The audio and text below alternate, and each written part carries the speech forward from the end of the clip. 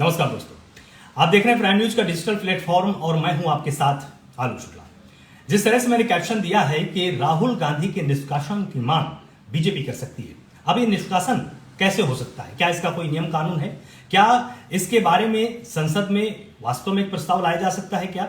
क्योंकि इस पूरी बहस को छेड़ा है बीजेपी के सांसद निशिकांत दुबे ने और ये मांग की है क्योंकि लगातार संसद की गरिमा को राहुल गांधी ठेस पहुंचा रहे हैं, लगातार उसको चोटिल कर रहे हैं, लगातार गरिमा का ख्याल रख रहे हैं, नहीं रख रहे हैं तो क्यों ना राहुल गांधी को संसद की सदस्यता से निष्कासित कर दिया जाए।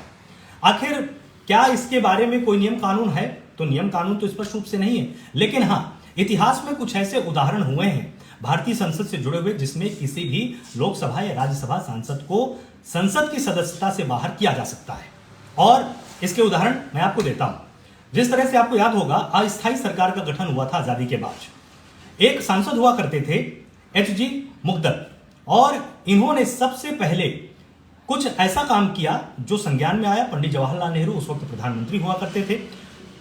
इनके ऊपर आरोप यह लगा कि इन्होंने पैसे लेकर संसद में प्रश्न पूछे हैं। एक कमेटी बनाई गई और जब कमेटी ने एच.जी. को इस बात का दोषी पाया कि हाँ, वास्तव में प्रश्न पूछने के लिए इन्होंने निश्चित तौर पर पैसे लिए थे, तो उनको संसद से बाहर कर दिया गया। मतलब संसद की सदस्यता उनकी छीन ली गई। हालांकि इसमें चौंकाने वाली बात यह रही कि जैसे ही मुदगल साहब ये बात भांप गए, उन्होंने उसके पहले अपना इस्तीफा दे दिया और उसके बाद उनके ऊपर दंडात्मक कार्रवाई हुई। यह तो पहला उदाहरण था। लेकिन साल 1976 में एक और केस सामने आया।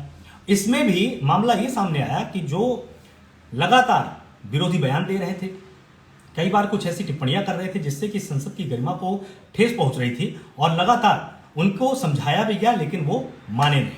उनके ऊपर भी एक कार्य की गई। सुब्रमण्यम स्वामी, आपने लगातार उनके कुछ जोशीले इंटरव्यूज, कुछ उनके भाषण आपने सुने ही होंगे। बहुत ही बेबाक अपनी टिप्पणियां रखते हैं। ये बेबाक टिप्पणियां एक बार उनके ऊपर भारी पड़ चुकी हैं। साल 1976 में राज्यसभा के वो सदस्य हुआ करते थे। प्रस्ताव लाकर उनकी भी सदस्यता को समाप्त किया गया था। इसके बाद साल 1978 में इंदिरा गांधी के ऊपर भी इन्हीं प्रस्तावों के चलते कार्रवाई हुई थी। उनके ऊपर आरोप लगाया गया था कि वो इंडियन मीडिया को धमकाती हैं, तमाम अधिकारियों को धमकाती हैं, कुछ ऐसे कार्यों में संलिप्त हैं जो कि तानाशाही रवैया निश्चित तौर पर स्पष्ट करता है। और साल 1978 में उनके खिलाफ भी इस तरह के निलंबन की कार्रवाई की गई और उनको लगभग 1 माह तक बाहर रखा गया था। लेकिन 1 महीने बाद लोकसभा ने इस पूरे फैसले को वापस ले लिया था, उनके निलंबन को रद्द कर दिया था। इसके बाद साल 2005, इसमें भी 1 नहीं, 2 नहीं, 3 नहीं, 11 सांसदों की सदस्यता गई थी। इनमें से 1 राज्यसभा के थे और 10 लोकसभा के थे। इनके ऊपर भी आरोप यही लगा था कि इन्होंने पैसे लेकर संसद के अंदर प्रश्न पूछे और ये एक स्टिंग ऑपरेशन, एक टीवी का मतलब एक न्यूज चैनल का वायरल भी हुआ। उसमें इस बात के प्रमाण थे कि हाँ, इन्होंने इन प्रश्नों के लिए रुपए लिए थे। उसके बाद कार्रवाई करके इन सभी को भी बाहर किया गया था। तो क्या राहुल गांधी के साथ इस तरह की प्रक्रिया को अपनाया जा सकता है? हाँ, अगर बीजेपी ऐसा कोई भी प्रस्ताव संसद के समक्ष लाती है, मतलब अगर संसद में बीजेपी के कुछ विधायक मिलकर यह प्रस्ताव लाएं कि राहुल गांधी लगातार देश की संसद का अपमान कर रहे हैं, देश की संसद को निश्चित तौर पर वो बाहर विदेशों में जाकर अपमानित कर रहे हैं। क्योंकि आपको याद होगा, अभी जब ये लंदन गए हुए थे, 7 दिवसीय इनका दौरा था, तो कैम्ब्रिज के अंदर उन्होंने तमाम ऐसी बातें बोल दी जो कि संसद की गरिमा से भी जुड़े हुए प्रश्न थे। ऐसा बिल्कुल भी कोई नहीं कर सकता है। यहां तक कि संसद के बारे में आलोचनात्मक टिप्पणी करने का अधिकार भी किसी को नहीं, क्योंकि संसद में जो भी कार्यवाही प्रसारित की जा रही है वो सांसदों के लिए। अगर कोई सांसद उसमें टिप्पणी करना चाहता है तो भी जो सभापति होगा उसकी इजाजत से उसको सूचना देकर ही उसमें कोई टिप्पणी कर सकता है।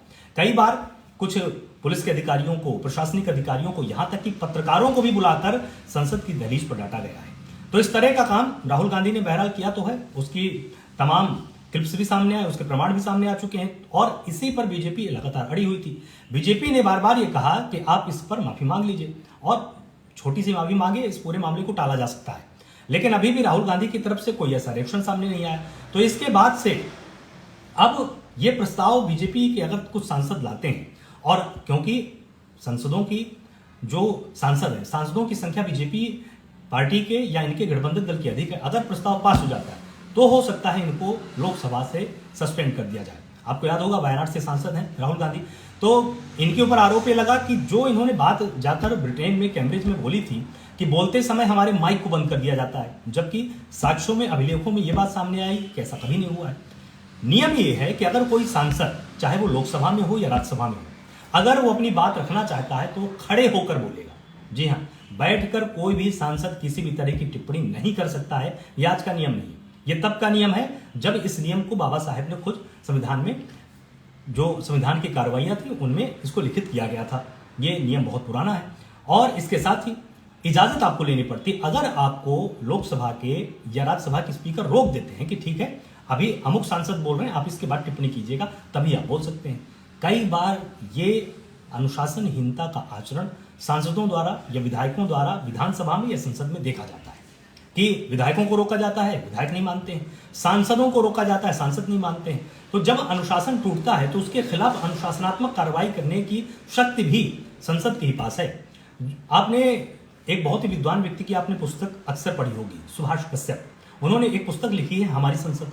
सुभाष कश्यप से भी जब इस सिलसिले में बात की गई तो उन्होंने साफ तौर पर यह कहा कि हाँ, संसद को संसद के अंदर की कार्यवाही, भाषण या जो भी उसमें प्रस्ताव रखे जाते हैं उन संबंध में नियम बनाने की अंतिम शक्ति प्राप्त है। अब इसका देखिए अर्थ क्या होता है। इसका अर्थ बहुत स्पष्ट है कि भारत की किसी भी अदालत में, जिसमें कि सुप्रीम कोर्ट भी शामिल है, आप संसद के अंदर किए गए आचरण के संदर्भ में अगर लोकसभा के अध्यक्ष या राज्यसभा के सभापति के द्वारा कोई भी लिया गया फैसला हो, उसके विरुद्ध आप जाकर याचिका नहीं दायर कर सकते।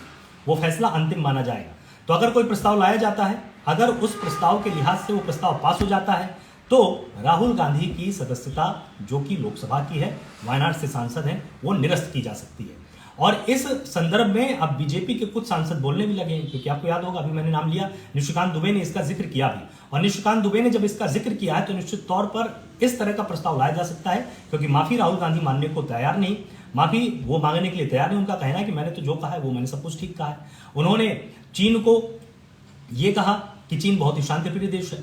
उन्होंने कश्मीर को लेकर ये कहा कि कश्मीर बहुत ही हिंसक जगह है।